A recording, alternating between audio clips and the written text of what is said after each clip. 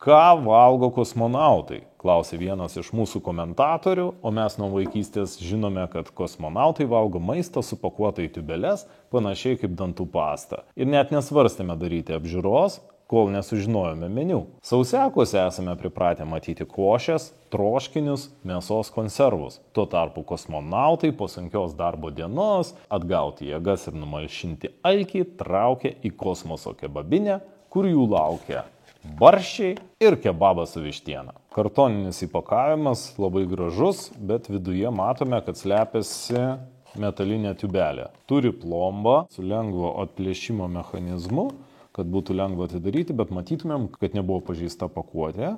Kirilica užrašyta Kosmopit, tai yra įmonės gaminančios pavadinimas, labai sumanus pavadinimas, tikrai ilgai galvojo, nes jisai susideda iš dviejų rusiškų žodžių sutrumpinimo kosmičiskaya pitanija, kas yra kosmoso maistas.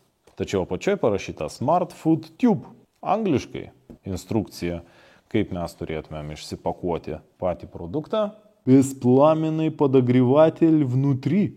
Geras, viduje yra šildytuvas be ugnies, sudėtis 100% natūrali, produktas paruoštas vartojimui, viduje turime pašildymo maišelį parašytą. Ir angliškai, nesgi šitą maistą gali valgyti ne tik kosmonautai, bet ir astronautai ir visokie kitokie autai, kurie yra autas Žemės viršuje.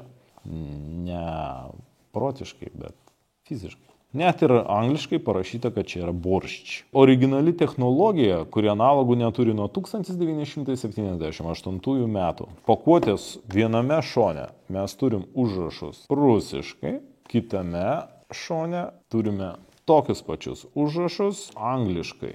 Sudėtį matome nupieštą, kad tai yra morkos, bulvės, pomidorai, dar kažkas tai. Parašyta, kad atidarius reikėtų suvartoti per 24 valandas. Aiškiai negalima mikrobangų krosnelėje šildyti. Shelf life 24 mėnesiai, tai standartiškai sausiakas 2 metus. Imam greito atidarimo plombą. O, kaip gražiai išsipakuoja. Iš karto į akis krenta tiubelė. Ir jos gale matosi priklijuotas lipdukas, po juo yra jau kažkokia drėgmė. Barščių biški išsiliejo. Labai gražiai nupieštas amerikietiškas šotlas ant viršelio tiubelės, užrašyta, kad čia yra barščiai lipdukas. Nežinau, ar matysis vaizdo įraše, bet visa tiubelė apipaišyta įvairiais žvaigždynais. Žvaigždynų žemėlapis sudaro mūsų tiubelę ir labai smagu, kad pirmas į akis krentantis žvaigždynas yra Links, kaip mūsų komandos narės, slapyvardis šaukinys. Žiūrint pro iliuminatorių kosminės stoties galime sulyginti su šito kosminiu žemėlapiu ir turėti tokią pramogą, bevalgant dar spėlioti, kokius žvaigždynus mes šiuo metu matome, jeigu mes ten kažką tai matome. Nastojaščia kosmičiskaya porcija 165 gramai. Jeigu savo restorane duodate būtent tokio dydžio patiekalus, tai galite sakyti, kad čia yra kosminė porcija. Yra 114 kilokalorijų, 473 kilodžiauliai. Ir labai giriamės, kad technologija sukurta dar 1978 metais. Pagrindinis patiekalas – barščiai. Toliau. Особенно космические работы. НАСА разрабатывает нового космического робота, который способен менять форму. Dar tuo pačiu ir paskaitai tenais kosmose sėdėdamas propagandos kažkokios, tai kad NASA pakeis robotais jau, kuris keičia formą. Įdomu. Išsiversime. Drėgna servetėlė, deionizuotas vanduo. Ir štai, čia yra turbūt šildytuvas Kosmopit подогреватель беспламенного комплекта. Taip, čia yra šildytuvas. Jokių degtukų, jokio gėrimo. Turime pagrindinį patiekalą, servetėlę nusivalyti rankoms ir tiubelės kakliukui. Įdomių faktų lapelį, kurį mes galime paskaityti, kažkokį tai įdomų faktą, bent jau nenuobodžiauju pavalgai. Turime šildytuvą, pasišildyti maistui ir deionizuoto vandens, tokį pakelį skirtą šildytuvo užvedimui. Tokia nedidelė sudėtis. vienos porcijos. Jeigu prie barščių mes skaitome istoriją apie NASO's kūriamą robotą, kuris gali keisti formą ir kaip sunku yra sukurti robotą, o prie kebabų mes skaitysime, kaip atsirado gyvybė Žemėje. Kiek kosminių dulkių ant Žemės ir kiek jų per metus pasiekia Žemės paviršių.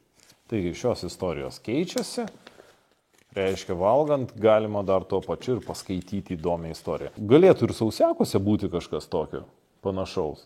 Pavyzdžiui, anekdotai. Atsidarai sausiaką, dar išsitraukai linksmą istoriją kažkokią perskaitai.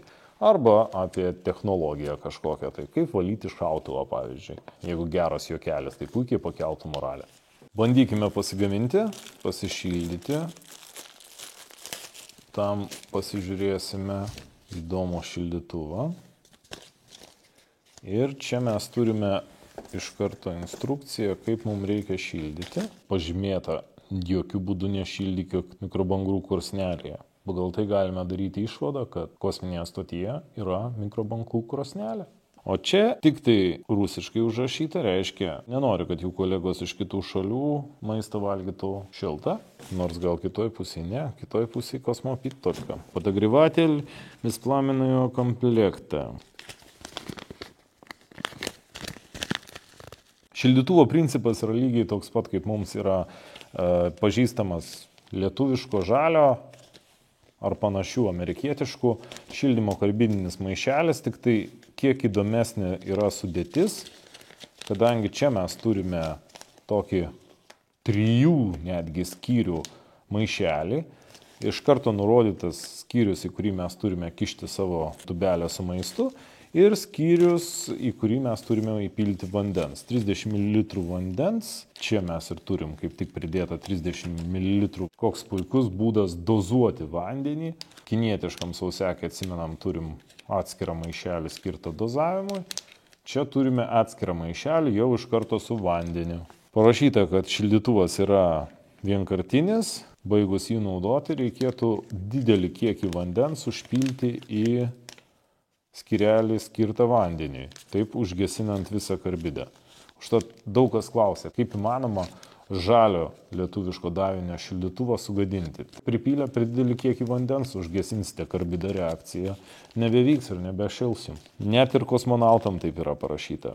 Instrukcijoje parašyta, kad visų pirma, prieš valgant ir sekant tolimesnę instrukciją, valgymo mes turime pasišildyti maistą. Turime kišenėlę, kur parašyta lėdai, reiškia maistui. Čia įdedame mūsų barščius.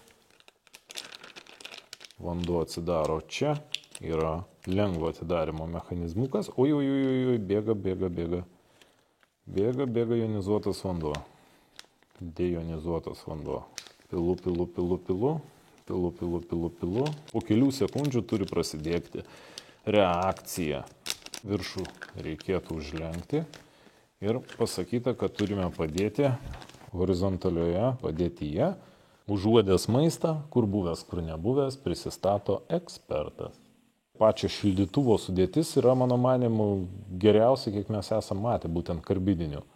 Kad yra atskiri maišeliai ir netgi kaitinimo elementas pats neturėtų iškristi. Manau, labai brangu yra pagaminti lyginant su tai standartiniais, kaip lietuviškam žaliam, kur mes matėme karbido juostelę, yra įmetama tiesiai į vieną maišelį ir mes maistą dedame šalia. Girdėjau atvejį, kai žmonės prisitrina karbido to paties paskui į akis ir pradeda pūstis akys. Netgi ir čia parašyta saugos instrukcijose, kad jeigu jums pateko to kaitinimo elemento, tai reiškia karbido ant odos ar kažkur tai ant kūno, tai reikia didelių kiekių vandens tiesiog jį bandyti išplauti, nes gali būti blogai.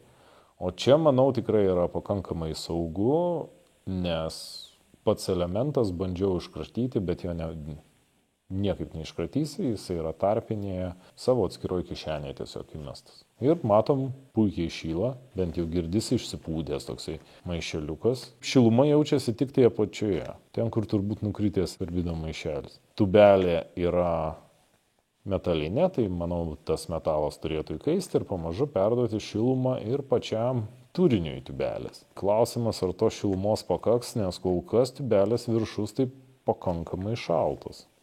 Praėjo 15 minučių, tikrai iššilo konteineris jaučiasi. Jo tubelė šilta, gerai iššilo. Drėgna servetėlė labai nedrėgna, sausa, bet valo gerai. Nusivalykime rankas visų pirma, tada nusivalykime kakliuką.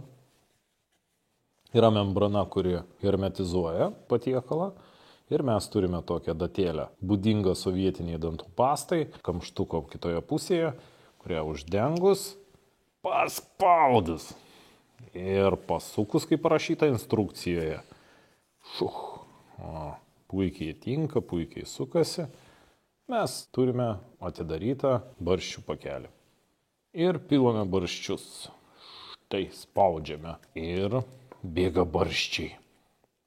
Kosmose nesvarumo būsenoje yra labai patogu, nes spaudžiant iš galo, po biškį mes stumėme tą maistą iš tubelės ir jeigu pasiimsime, spausime tiesiai į burnytę. Skaniai mums bėgs, bus labai skanu ir valgysime, mėgausimės puikiausiais barščiais. Geriausias tokio spaudimo iš galo ir mėgavimosi būdas, pats didžiausias pasimėgavimas, yra tai, kad mes nematysime, kaip atrodo visas tas maistas. Ir mes jausime tik tai skonį. Tai kai nematai, kad jisai yra tiesiog kažkieno sukramtytas ir atpiltas, tai pagal skonį visai yra neblogai. Mes norėjome parodyti, kas yra viduje, taigi matome, kad tai yra tiesiog blenderyje sutrintas maistas. Burokai, bulvės, morkos. Pipiriukas sumaltas matosi. Grinai valgyklos barščius paėmus ir praleidus per trintuvą, gausime lygiai tokią pačią tyrelę.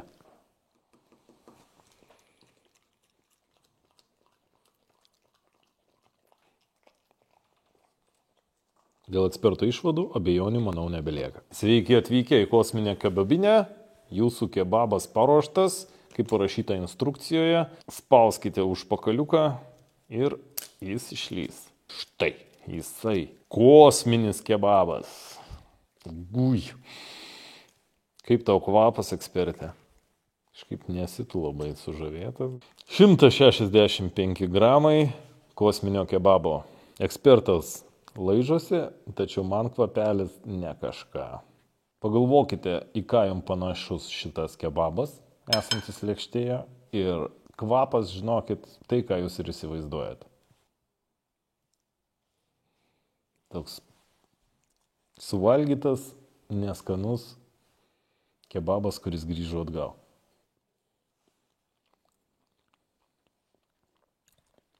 Skonis daug geresnis negu kvapas. Tikros skanu.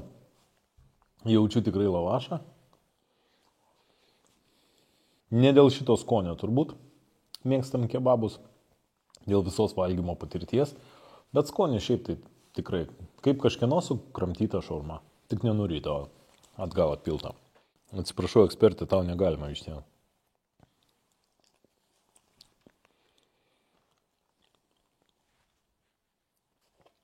Visai nieko.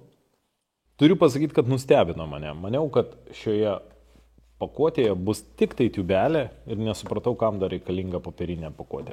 Bet matome, kad prie to dar yra labai šauniai pagamintas šildytuvas, kuris apsaugo nuo tiesioginio karbido kontakto su maistu, rankomis. Tiesiog apsaugo nuo tiesioginio karbido kontakto. Pridedamas net deionizuotas vanduo, šlapia servetėlė nusivalyti ir įdomi istorija paskaityti. Visas komplektas tikras sausiakas, ne tiesiog vienas konservukas vienam pavalgymui.